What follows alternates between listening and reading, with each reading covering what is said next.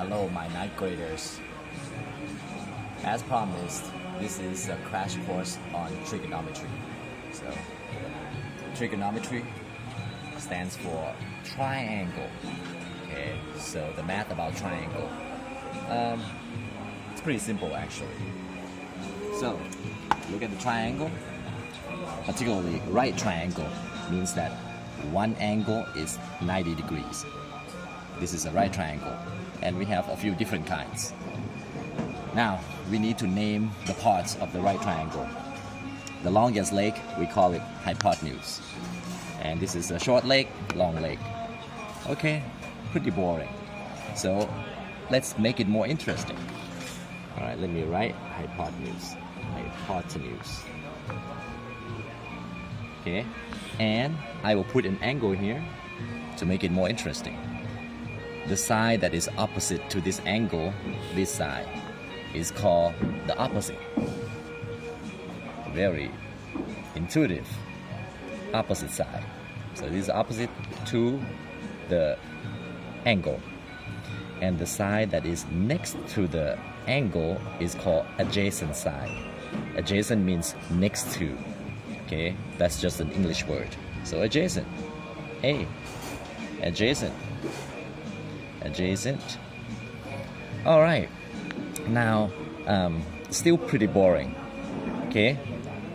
If you are thinking man or woman, then you would be able to guess that there's a relationship between this angle and this side, or this side and the hypotenuse.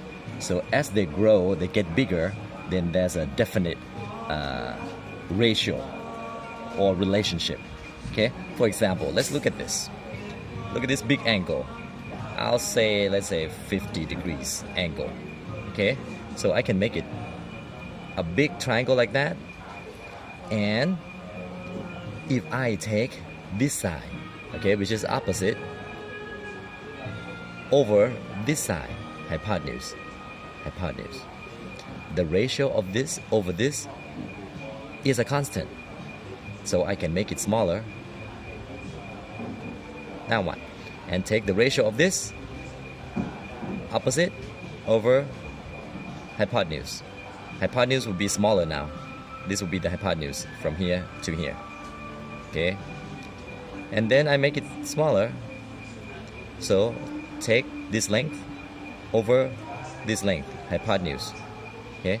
So all of these ratios will be equal. Okay? I can call this leg 1, leg 2, leg 3. And I call this H1 whole thing. And then this is H2, this is H3.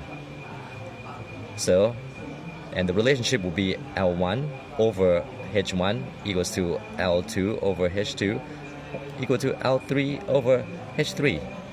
So the L, this leg, is nothing more than opposite.